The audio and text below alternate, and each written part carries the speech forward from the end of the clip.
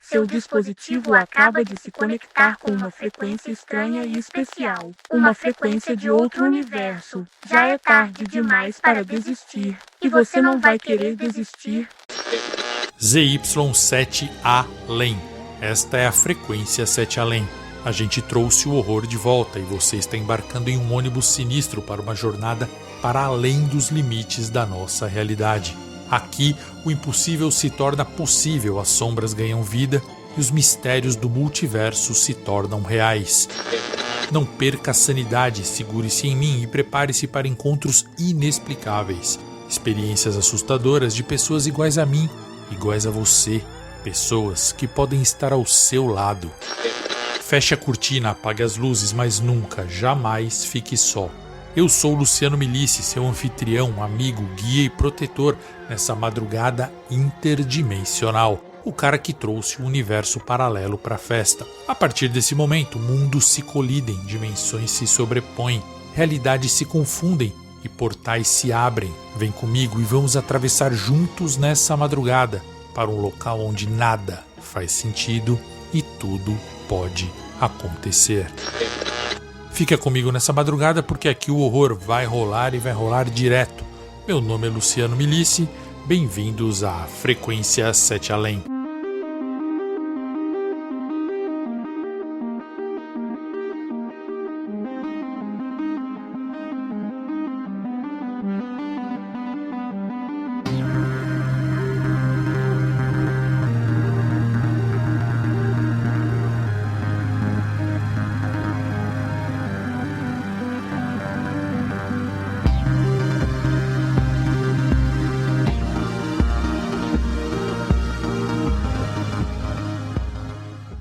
Vamos lá então. Boa madrugada, Luciano, Alminha e inscritos do canal. Eu vou contar o meu relato e já adianto a vocês todos que parte das pessoas não vai acreditar, mas a outra parte não só vai acreditar, como vai se lembrar que tudo isso ocorreu mesmo, como se fosse um efeito Mandela. Meu nome é Samantha, eu tenho 23 anos e sou de São Paulo. Minha rotina é bem movimentada. Pela manhã eu vou para a Avenida Paulista, onde eu estudo até o meio da tarde. Depois das aulas, dou uma passada na academia para me exercitar. Eu moro com os meus pais e a minha irmã mais nova, Maria Beatriz, que tem 16 anos. Eu tenho um grupo de amigas incríveis, mas as duas que estão sempre comigo são a Priscila e a Bárbara. Nós adoramos sair juntas e aproveitar a cidade. Além disso, eu tenho um companheiro de 4 patas em casa, um cachorrinho que alegra os meus dias com a sua energia. Nos finais de semana, eu gosto muito de relaxar e recarregar as energias no Parque do Ibirapuera. É um lugar incrível para passear, jogar vôlei ou simplesmente curtir a natureza. Ah, e uma das minhas paixões é ler. Eu adoro revirar os sebos da região da Paulista em busca de revistas e livros antigos. É sempre uma aventura encontrar tesouros escondidos entre as prateleiras empoeiradas. Eu sei que você também aprecia isso, não é, Luciano? Luciano falando, sim, realmente eu aprecio ir num sebo. Logicamente que hoje os sebos evoluíram muito e as prateleiras não são mais empoeiradas, mas eu gosto bastante. Naquele dia, eu decidi sair um pouco mais cedo das aulas e dei um pulinho até a banca, perto da rua Adoc Lobo. Enquanto eu olhava as revistas, algo me chamou a atenção. Uma dessas revistas estava coberta, uma capa coberta por um saco preto, como se escondesse algo mais picante, como se fazia antigamente com revistas adultas nas bancas de jornais. Eu não me interessei muito por aquilo, então eu apenas peguei a revista, achei curioso e deixei de lado. E eu peguei outra revista para levar, uma revista de programação, voltada para uma linguagem de programação que eu aprecio muito. Eu prefiro me manter focada nos meus estudos e hobbies mais construtivos. Aquela revista misteriosa não era para mim, mas mal sabia que a revista não era para mim, mas eu era para a revista. Ao entrar no metrô, eu percebi que tinha comprado as duas revistas. Por engano. Acho que o jornaleiro a colocou na minha sacola, não sei ao certo. Ao abrir aquela que estava envolta no saco preto, que foi a primeira que eu abri por curiosidade, no metrô mesmo, a minha, como eu disse, curiosidade foi despertada. A capa não revelava nada de especial. E eu quero agora, o Luciano falando, que vocês prestem atenção e sintam e visualizem tudo que essa moça visualizou. A capa não revelava nada de especial, apenas a fotografia de uma parede velha e suja, com azulejos quebrados e manchados.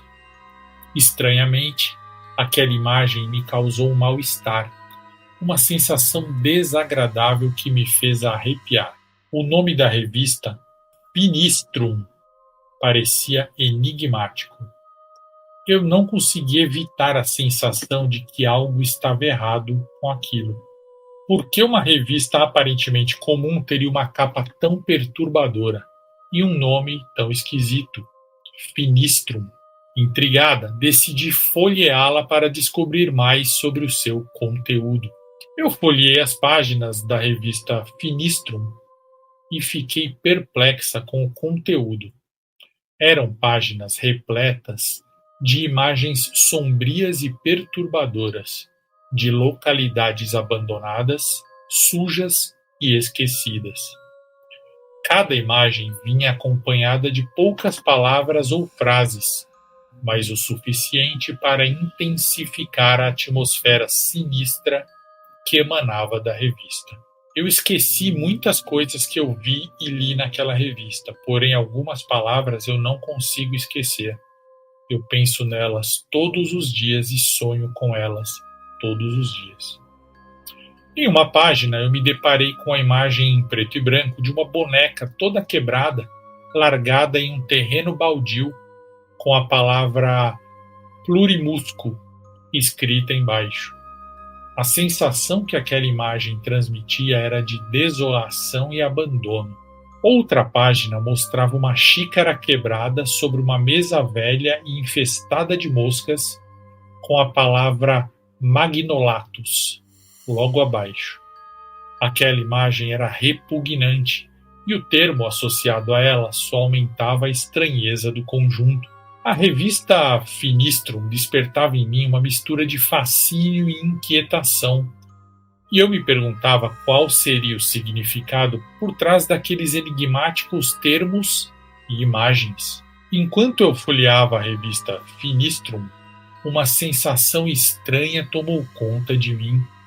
Era como se os meus dedos estivessem sendo arrastados pelas páginas por ganchos invisíveis, e meus olhos estivessem presos às imagens de forma inescapável. Eu tentei piscar o olho, mas eu não conseguia. Meus olhos lacrimejavam de dor, e uma sensação de desespero começou a se instalar em mim. As palavras escritas embaixo das imagens não eram lidas, mas sim sentidas por mim. Elas penetravam na minha mente como ganchos afiados, causando dor e agonia. Solvexus, auramentum, vincilux, veridusco, temporatio, lucidatus, celestalium, malgaroth, nefralix e outras mais ecoavam em minha cabeça, como um mantra perturbador. Eu me sentia aprisionada naquela experiência repugnante, incapaz de pedir ajuda ou de me libertar da influência opressora daquela revista misteriosa. Era como se eu estivesse presa em um pesadelo do qual eu não conseguiria acordar. Enquanto eu continuava a folhear a revista, percebi que eu demorava exatamente 1 minuto em cada página, como se fosse o tempo necessário para algo ser instalado na minha mente. Era como se uma programação obscura estivesse sendo gravada no meu cérebro, cada imagem e palavra sendo cuidadosamente inserida, como se estivessem enraizando dentro de mim. À medida em que meus olhos passavam por cada página, uma sensação perturbadora tomava conta de mim. A imagem vista se tornava branca, como se toda a essência tivesse sido absorvida pela minha mente. E então eu passava para a próxima página, sem poder resistir. Enquanto isso acontecia, meus pensamentos pareciam ser invadidos por vozes diversas, falando em idiomas desconhecidos e em timbres estranhos. Eram como murmúrios vindos do além da compreensão humana, ecoando em minha mente e me deixando ainda mais inquieta e apreensiva. A sensação de estar perdendo o controle sobre mim mesma era avassaladora. O solavanco repentino do metrô me tirou do transe induzido pela revista e as luzes se apagaram completamente. Meu coração disparou de pavor quando eu me levantei, tentando entender o que estava acontecendo. Mesmo na escuridão, meus olhos pareciam se adaptar e eu pude distinguir que eu não estava mais no metrô. O ambiente ao meu redor era assustador. Eu estava em um quarto sujo, mofado, quebrado e velho, com paredes descascadas e um colchão queimado, e meio mofado também, encostado em um canto. O cheiro de urina e fezes era muito forte e repugnante, e as moscas zumbiam ao meu redor, acrescentando um toque macabro à cena. Um arrepio percorreu a minha espinha, e o medo começou a me dominar. Como eu havia parado ali, o que estava acontecendo? As imagens da revista Finistrum ecoavam em minha mente e eu temia que aquilo tudo estivesse relacionado de alguma forma. Desesperada, eu comecei a buscar por uma saída, implorando para que aquilo fosse um terrível pesadelo do qual eu acordaria a qualquer momento. Com o coração disparado, meus olhos se fixaram na porta do quarto. Uma porta velha de madeira podre, como se fosse a minha única esperança de escapar daquele lugar sinistro. O arame improvisado no lugar da maçaneta parecia quase surreal, isso mesmo. Não havia maçaneta, era um arame que estava enrolado no buraco onde deveria estar a maçaneta. Mas eu não tinha tempo para questionar. Com as mãos trêmulas, puxei a porta e consegui abrir. À medida que a porta rangia, ao se abrir, um ar gelado e úmido invadiu o ambiente, me fazendo estremecer. Eu sabia que algo de terrível estava acontecendo, mas a minha mente estava turva, incapaz de raciocinar claramente diante de uma situação tão surreal. Por favor, se coloquem no meu lugar. Perguntas ecoavam na minha mente em meio ao caos. O que havia acontecido com o metrô? O que havia acontecido com o mundo lá fora? Seria tudo apenas um pesadelo do qual logo eu acordaria? Eu me agarrei à esperança de que tudo não passasse de uma ilusão, mas a sensação da realidade ao meu redor era muito forte, forte demais para ser ignorada. Assim que a porta se abriu, eu me vi diante de um corredor tão deteriorado e tão infestado quanto o quarto onde eu estava antes. Bom, a luz, embora fraca, era suficiente para iluminar o caminho à minha frente. As paredes desgastadas, algumas até sem reboco, outras pichadas com símbolos desconhecidos, pareciam conduzir o meu destino até uma escada de madeira. Logo à frente, a escada não tinha corrimão. O corredor levava a essa escada e eu arrisquei e acelerei até lá. Sem hesitar, eu deixei o medo guiar meus passos, enquanto eu descia as escadas o mais rápido que eu podia, como você, Luciano, ou qualquer outra pessoa que está ouvindo esse relato, faria também. Não havia espaço para sutilezas, apenas o impulso desesperado de fugir daquele pesadelo que se desenrolava diante de mim. Cada rangido da escada ecoava como um grito de alerta no meu ouvido, intensificando o meu terror e impulsionando em direção ao desconhecido que aguardava lá embaixo. Ao entrar na sala, eu me deparei com um cenário desolador. No centro, uma mesa de madeira estava ocupada por um casal que parecia ter sido arrancado de um conto de terror. Eles se vestiam precariamente, com roupas velhas de algodão cru, sujas e rasgadas. Seus corpos eram magros e frágeis. Pareciam doentes e maltratados, envelhecidos muito além de sua idade aparente. Seus cabelos sujos e desgrenhados adicionavam uma aura de desespero a essa aparência desoladora. Ao me ver, o casal sentiu-se incomodado, mas aparentemente esperavam por mim. A mulher do casal olhou para mim com rancor e falou algo assim: "Você veio, né, sua desgraçada?" Eu ignorei a grosseria dela e perguntei onde eu estava, e dessa vez o homem falou: "Você está em casa, filha?" Sim, Luciano. Por mais estranho que isso possa parecer, eu reconheci. Eles eram os meus pais. Estavam em condições e aparência horríveis. Eu tentei me aproximar e falei: "Mamãe", mas a minha mãe pegou um talher torto e velho na mesa e apontou para mim, ameaçando me machucar. Ela disse que se eu me aproximasse, ela me furaria.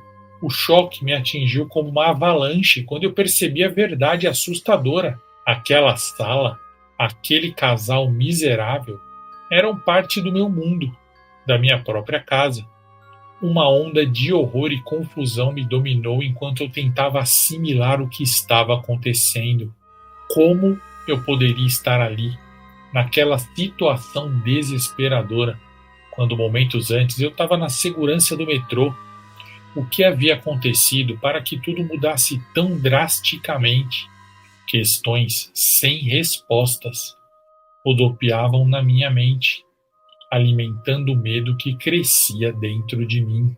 Eu sabia que algo terrível estava acontecendo, algo que ultrapassava em muito os limites da compreensão humana. E agora eu estava presa nesse pesadelo, sem saber como escapar ou o que fazer a seguir. A sensação de desamparo era muito grande, era avassaladora.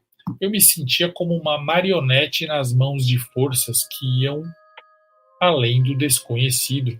O mais estranho, que era o mais estranho de tudo, era a minha mãe, que não era minha mãe mesmo, de um universo paralelo, nada disso.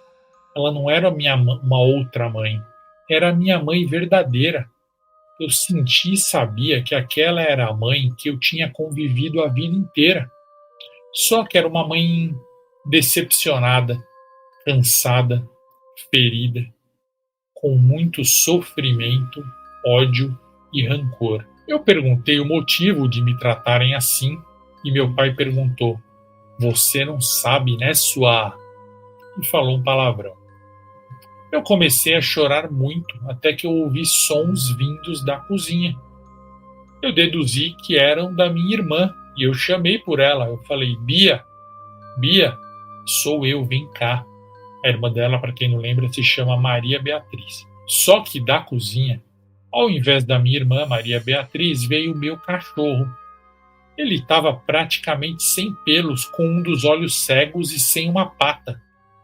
Ele veio triste, tentou se aproximar de mim, mas a minha mãe o pegou antes e falou assim: "Não, ele é nosso. A gente vai continuar comendo ele devagar. Vai dar para pelo menos mais 5 dias." Eu comecei a chorar e perguntei onde estava a Bia, onde estava a Maria Beatriz, e a minha mãe falou algo assim: "Você não sabe mesmo, sua..." Xingou ela de novo. "A Bia morreu." Ela ia morrer mesmo, ela estava doente, magra. Aí levaram ela lá para o culto, lá para a igreja, e ficaram com ela lá. Eu perguntei definitivamente o que estava acontecendo, que bizarrice era aquela, e a minha mãe falou algo mais ou menos assim: "Luciano, a gente está esperando você há anos. A gente sabe que foi você. Todo mundo no mundo sabe que foi você, sua idiota. Na hora em que você leu o pergaminho proibido, todo mundo percebeu e sentiu. Você fez isso com a gente, Samuel." Eu entendi, mas eu não acreditei. Então eu questionei quanto tempo tinha se passado, que ano era aquele. Afinal, tudo estava envelhecido e diferente. Meu pai respondeu que estávamos em 2023 mesmo. Eu falei que era impossível, porque eu tinha lido a revista no final de 2023. Ele falou que, ao ler a revista, eu fiz um pacto com um mundo horrível em nome de todo o planeta. Eu dei autorização para os mundos se fundirem e se tornarem um só. Só que isso ocorreu retroativamente. Você desgraçou 10 anos no passado e acabou com o futuro. Não dá para explicar melhor que isso. E você também nem precisa entender. Você sumiu em 2013 quando isso aconteceu com o planeta. E todo mundo da Terra sabe que foi você. A gente estava esperando você voltar. A gente vai levar você para a igreja agora. Eles queriam fazer algum grande mal para mim, como fizeram com a minha irmã. Então eu gritei e saí correndo para a rua. Bom, o cenário diante de mim era apocalíptico. A rua estava completamente devastada, com escombros por todos os lados. E uma enorme cratera que se abria na rua toda, da casa do vizinho até o outro lado. Apesar de ser final do dia, a luz era muito fraca e muito sombria, filtrada por nuvens escuras e pesadas que pairavam ameaçadoramente sobre nós. Invadi a frequência para te pedir um favorzinho de chocolate. Não se esqueça de curtir esse relato, se inscrever no nosso podcast, se inscrever também no nosso canal de YouTube e seguir a gente nas redes sociais. @oficial 7além. Continue agora com o relato. Obrigadinha de morango. Na rua, pessoas assustadoras se moviam em meio aos destroços. Elas estavam encurvadas, envoltas em mantos de algodão sujo que balançavam ao vento, como se fossem feitos de chamas. O cheiro de carne podre impregnava o ar, se tornando quase insuportável, e seus olhos, da cor de chama de vela, tremulavam como se estivessem prestes a apagar. Cada detalhe desse mundo distorcido e assustador parecia saído de um pesadelo terrível. Mas eu sabia a realidade. Eu sabia que aquilo era a realidade. Eu só não tinha entendido como eu podia, em 2023, ter lido uma revista, que eles chamaram de pergaminho, mas não era um pergaminho, e ter alterado o passado, inclusive. Eu estava presa nesse inferno surreal sem saber como eu cheguei ali ou como eu poderia escapar. O medo me dominava enquanto eu lutava para compreender o que estava ao meu redor. As pessoas ou coisas vivas na rua me viram e apontaram para mim. Todos sabiam que eu era culpada pelo mundo estar naquela situação. Pegaram pedras e pedaços de pau e coisas do chão e começaram a vir na minha direção para me agredir. Eu não consegui me mexer de medo. Então meus pais saíram da minha casa atrás de mim e gritaram para todos: "Olhem ela aí, a vadia chegou, é culpa dela. Peguem ela e vê se agora deixam a gente em paz, que a culpa nunca foi nossa. A culpa nunca foi da nossa família. A culpa sempre foi só dela." Deu para entender que meus pais tinham sofrido horrores nesses 10 anos por minha culpa. O mundo estava castigando eles. Então eu saí correndo, no sentido oposto. O mundo estava diferente, mas ao mesmo tempo as referências que eu tinha se mantinham iguais. Eu vi muitos carros quebrados, virados de cabeça para baixo, muitas casas destruídas, mas eu corri para onde eu podia me sentir segura, que era a casa da minha amiga Priscila, uma das minhas melhores amigas, que ficava no quarteirão de baixo. É óbvio que eu sabia que a Priscila também deveria estar com ódio de mim, deveria estar esquisita como todo mundo desse mundo. Mesmo assim, lá, eu poderia tentar me esconder e tentar me explicar para ela.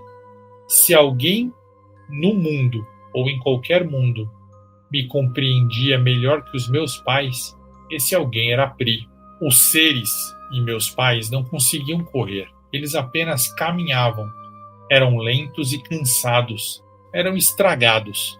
A cidade estava muito escura, Luciano, e aqueles pássaros estranhos, grandes e borrachudos, começaram a voar me acompanhando. Eu vi na calçada algumas pessoas sentadas. Pareciam usuários de alguma substância ilícita, mas tinham a mesma aparência sobrenatural da maioria das pessoas. Eles me viram e alguém falou assim: "Você é ela, né? A que ferrou todo mundo. Parabéns, parabéns", um desses usuários falou. E outro usuário falou algo que mexeu comigo. Ele falou assim: Eu vi o seu relato em um canal do YouTube. Eu cheguei aqui faz só 3 dias, que doideira, né?"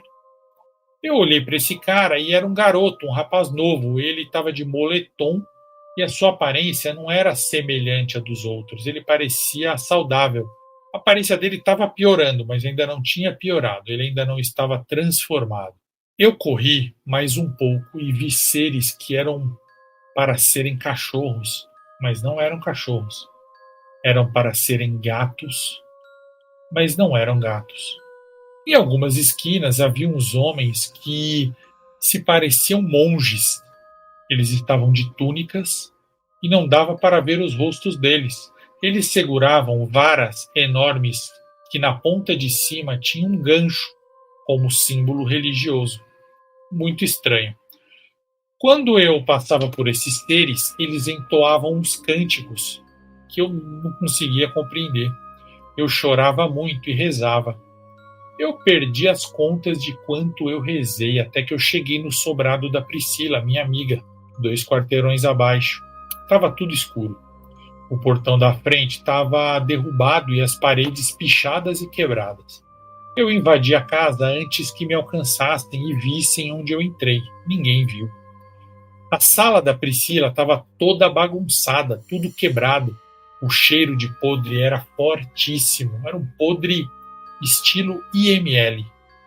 No meio da sala, eu vi algo que parecia um corpo, mas não dava para ter certeza que era um corpo, porque tinha sido esmagado contra o chão por algum objeto há muito tempo, muitos anos. Estava seco, macetado contra o piso, quase como um desenho, com roupas. Era algo como um ser desidratado pelo tempo. Para mim, na hora eu deduzi que aquilo era uma pessoa. Parecia o pai da Priscila. Eu chamei por ela, chorando e pedindo socorro. Eu corri a casa toda, na parte de baixo, e não encontrei. Então eu subi correndo para o andar de cima. No quarto da mãe dela, eu ouvi alguém tossir. Corri até lá e, finalmente, nas sombras, escondida, estava minha amiga Priscila. Ela estava agachada e coberta com um edredom. Eu cheguei e falei que era eu. Me identifiquei e pedi ajuda para ela. Eu perguntei o que tinha acontecido com o mundo e que ela tinha que confiar em mim e saber que a culpa não era minha. Eu não tinha feito nada de errado para aquele mundo. A Priscila estava com uma voz super doce, que era a voz dela de sempre. Ela respondeu que estava me esperando e que sabia que eu ia voltar. Que elas precisavam fugir porque as pessoas ali eram muito ruins, que o inferno tinha subido para a terra. Ela explicou que todo mundo no mundo sabia que de uma hora para outra todo o mundo começou a perceber e a se lembrar que há 10 anos atrás, em 2013, o inferno se manifestou na alma do mundo. Todo mundo ficou como se estivesse possuído. Ninguém escapou. Ninguém na Terra escapou. O mundo ficou maligno, cruel e egoísta ao extremo. Todos os mais fracos foram devorados. Não havia mais amor, piedade, perdão, caridade ou carinho. Não havia mais sociedade. E só se dava bem quem destruía o outro. Eu só conseguia pedir perdão para Priscila. Chorei muito e fiquei feliz dela me entender finalmente. Nessa hora eu sugeri que a gente pegasse o carro do pai dela e fôssemos procurar a Bárbara, a nossa outra amiga. A Priscila me explicou que desde 2013, coisas elétricas, eletrônicas e a combustão em geral dos fósseis, combustíveis fósseis, funcionam um pouco diferente. Às vezes nem funcionam. Às vezes a eletricidade funciona, às vezes não, bem como a combustão. Ela explicou que a ciência tinha mudado. As leis naturais eram outras. As regras eram outras. Tudo de ruim agora era lei. Tudo parecia mais sobrenatural e criaturas estranhas tinham tomado seu lugar no planeta. Por isso, nada funcionava e era uma ideia idiota tentar pegar o carro. Bom, a Priscila acabou falando algo mais ou menos assim. Só teve uma única coisa boa que as forças malignas sobrenaturais fizeram, Samantha. Quer ver? Então a Priscila tirou o cobertor de cima dela e se levantou, ficando em pé. E ela falou assim: Samantha, as forças sobrenaturais malignas mesclaram eu e a Bárbara.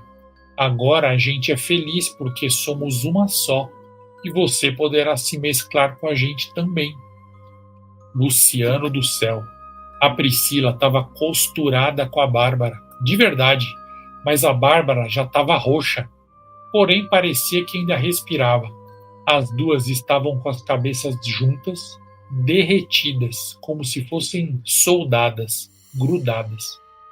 Para você ter uma ideia, as duas cabeças juntas tinham 3 olhos. Um olho de uma ponta era da Priscila, o outro olho da outra ponta era o da Bárbara, e no meio tinha um olho escroto, um pouco mais largo, mal formado, que misturava a íris das duas. Só de lembrar já me dá ânsia. E o corpo delas também estava mesclado, mas não de uma maneira bonita, harmônica e simétrica. Parecia que 2 bonecos de massa mole tinham caído no chão um em cima do outro. Um dos 3 braços e meio desse ser, que era a Priscila, estava segurando um martelo. E a Priscila falou assim: meu pai não gostou de me ver me juntar com a Babi. Acho que ele não aceita esse tipo de coisa, esse tipo de união. Por isso, eu e a Babi demos um jeito nele, Samantha. Eu gritei e comecei a rezar alto e saí correndo, porque eu entendi o que elas tinham feito com o pai dela, que estava lá embaixo, na sala, parecendo um papel, parecendo um grafite no chão. Fui saindo, mas a Priscila ainda acabou deixando um último recado. Ela falou assim: não fica rezando essas obscenidades aqui não, Samantha. O pessoal da igreja é muito rigoroso, eles não gostam de heresia. Essa última frase tinha a voz mesclada da Priscila e da Bárbara. Eu tenho pesadelo com essa voz até hoje. Bom, eu corri da casa dela e pensei: vou me jogar naquela cratera perto da minha casa. Ou eu acordo ou eu morro. Eu saí na rua e notei que as criaturas que tinham me perseguido não estavam por lá. Eu voltei andando, poupando minha energia pelas sombras. Eu não queria ser vista. Bom, só que eu fui vista. Eu tinha me esquecido daquelas pessoas sentadas na calçada que pareciam usuários de substâncias. Aquele menino de moletom veio até mim. Ele disse que tinha chegado há 3 dias, lembram? Ele se levantou, caminhou até mim e falou que o nome dele era Gabriel. E ele confirmou: e o seu é Samantha, não é? E eu falei: sim, como você sabe? E ele falou: é sério, você já mandou esse relato aqui que nós estamos vivendo para algum canal. Eu ouvi, mas foi lá para 2024 que você mandou, eu não me lembro muito bem. Eu estava confusa, não tinha entendido, eu não entendo essas coisas. Ele me puxou para um canto mais escuro da rua e falou assim: eu vim para cá em 2024 ou 2025, mas eu me lembro que você desgraçou o mundo em 2013. Não é engraçado? Eu tô com 2 memórias simultâneas, porque eu lembro que não aconteceu nada em 2013, nem 2014, 15, tudo estava normal no mundo. E eu vim para cá em 2023, em 2024 ou 25. Porém, quando eu pisei aqui, eu tenho a memória de que você desgraçou o mundo em 2013. Ao mesmo tempo que eu tenho pena de você, Samantha, eu também estou com muito ódio. Eu chorei muito. Aquele menino era a única prova real, era a única pessoa mais ou menos boa que eu encontrei. Eu pedi para ele me ajudar e ele falou algo assim: sim, sim, eu me lembro. Você contou no seu relato que você me encontrava, pedia ajuda para mim e eu te ajudava a sair daqui. Foi por isso que você mandou seu relato, na verdade. E eu vou te ajudar agora, igual no seu relato. Eu senti uma pontinha de alegria, esperança e loucura. Então, ele era a prova viva de que eu conseguiria sair, mas ele também poderia ser só um louco, ou talvez um paradoxo. Ele podia estar se lembrando de algo que jamais aconteceria. Afinal, tudo ali parecia maluco demais para mim, não tinha lógica. Gabriel então explicou o seguinte. Ele falou: o jeito é você ir até a igreja. Não tem como. Você tem que ir até lá. Lá tem um portal atrás do altar e só você consegue atravessar. Eu não entendi o motivo de só eu conseguir atravessar ele e os outros não conseguirem, mas eu confiei nele. Eu perguntei onde ficava a igreja e o Gabriel falou que não sabia. Ele falou: não, você não contou direito no seu relato, mas eu vou procurar a igreja junto com você. Ele disse que ele se lembrava de alguns detalhes do meu relato, mas não todos. Eu concordei em procurar, mas eu estava com medo, muito medo. Saímos andando devagar. Eu tentei lembrar onde poderia ter uma igreja no meu bairro, porque havia uma igreja perto da minha casa. De repente, eles tinham transformado aquela igreja na igreja deles. Porém, eu estava errada. Chegamos lá e não tinha nada. A igreja estava demolida. Porém, de onde eu estava, deu para ver um galpão longe, um galpão grande, largo, alto, parecendo uma enorme caixa preta, com um tipo de anzol, gancho, não sei, vermelho, pintado nele. Em cima dessa caixa preta enorme, tinha uns 5 monges, daqueles com túnica segurando uma vara que parece um gancho. Bom, eu fui com o Gabriel até lá. Fui com muita dor no coração e muito medo. Nós estávamos indo para um lugar desconhecido e perigoso. Olha só, todo o tempo eu perguntava para o Gabriel o que ia acontecer. Afinal, ele já conhecia o relato. Só que ele dizia que não lembrava ou que talvez eu não tivesse contado isso. No caminho, Luciano, eu vi coisas tão horríveis, tão obscenas, que eu prefiro não contar aqui, e você nem poderia recontar no canal. Bom, essa tal igreja, que na verdade era um galpão enorme todo preto, tinha uma portinha no meio, que era uma porta relativamente alta, mas parecia pequena perto do tamanho do galpão. Eu estava morrendo de medo de ir até aquela porta, porque eu lembrava que a minha irmã tinha sido morta ali dentro, como tinham dito. Fomos devagar até perto da entrada, tentando se esgueirar para não nos verem. Quando chegamos a alguns metros da portinha, eu senti muito medo. Quem não sentiria? E eu avisei para o Gabriel que não ia ter como eu entrar lá. Dava para ver que lá dentro estava tudo escuro. Não tinha nenhuma vela acesa ali dentro. E estava cheio de gente gritando de dor, chorando, rindo, festejando e se torturando. Era o verdadeiro pedacinho do inferno. Nesse momento, Gabriel me pediu desculpas. Eu não entendi no momento, mas depois eu entendi, porque atrás de mim estavam meus pais, uns 4 daqueles monges, umas 10 pessoas feias que circulavam pela rua e até a Priscila / Bárbara estava lá também. Gabriel me segurou pelos braços e me empurrou, me entregando para os meus pais. Eu comecei a me debater e chorar, e eu pedi pelo amor de Deus para me soltar, mas o Gabriel falou assim: eu já me lembro bem, Samantha, não esquenta não, vai dar certo, tudo certo para você. Eu é que me ferrei e vou morrer aqui. Talvez dê para evitar minha morte, mas você não, você vai escapar, com certeza. Mas eu quero só que você faça um favor para mim.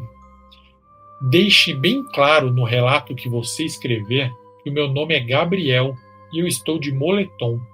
Diga que eu vim para cá um dia que eu estava sozinho, perto das 11 da noite, andando em uma praça e pensando em Sete Além. Só isso. Luciano, nesse exato segundo, a Priscila barra Bárbara agarraram o Gabriel e deitaram ele no chão. Elas dividiam uma boca e meia. Elas tinham uma boca e meia misturada, vocês entenderam.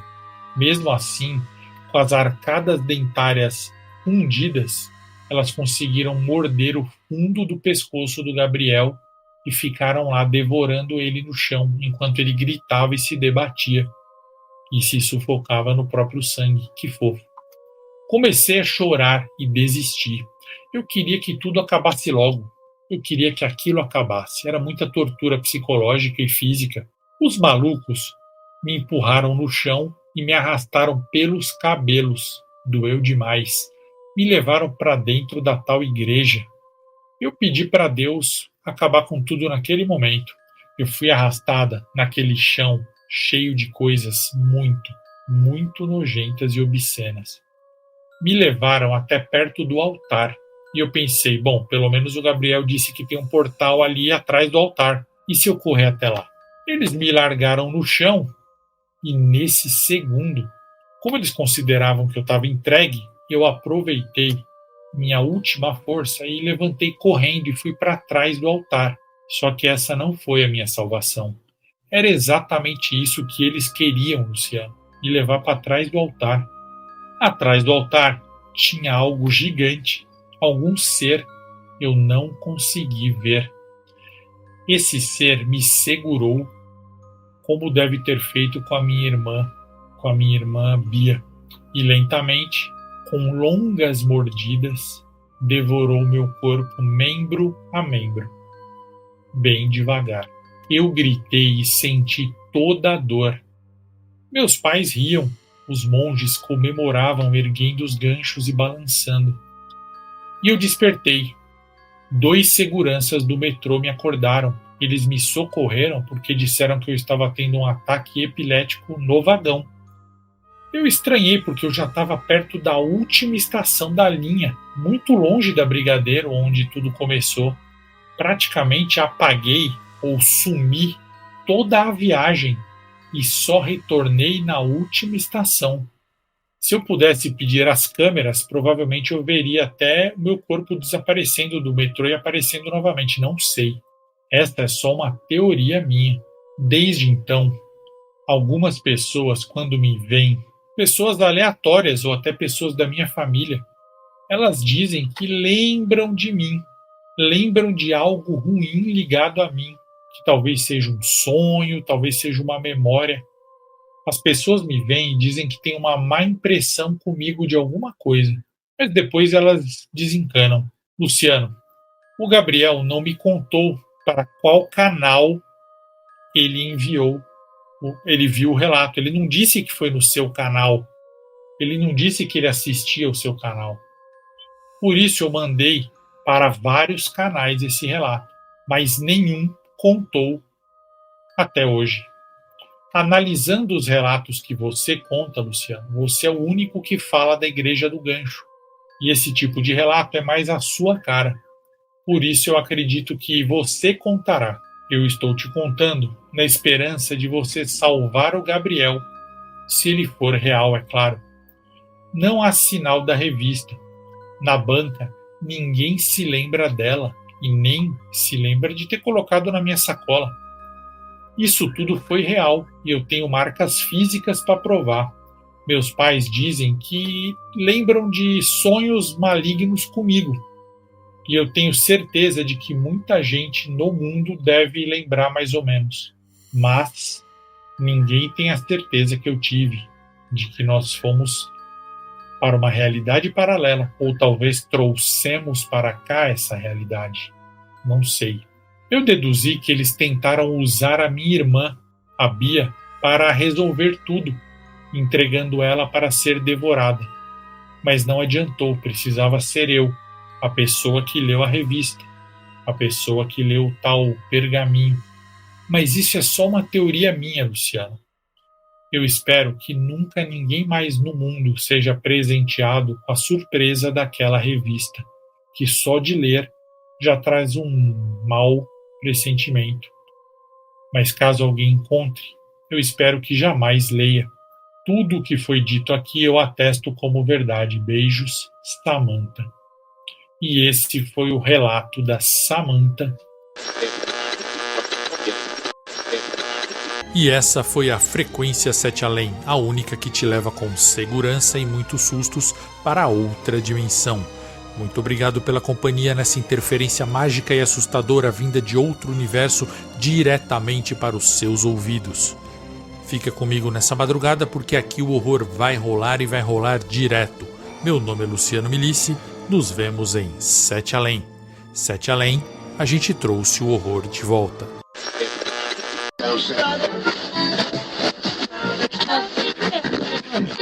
Desface agora a rede interdimensional de transmissão de relatos. Conseguimos desconectar seu aparelho, mas talvez algo tenha atravessado para o seu mundo.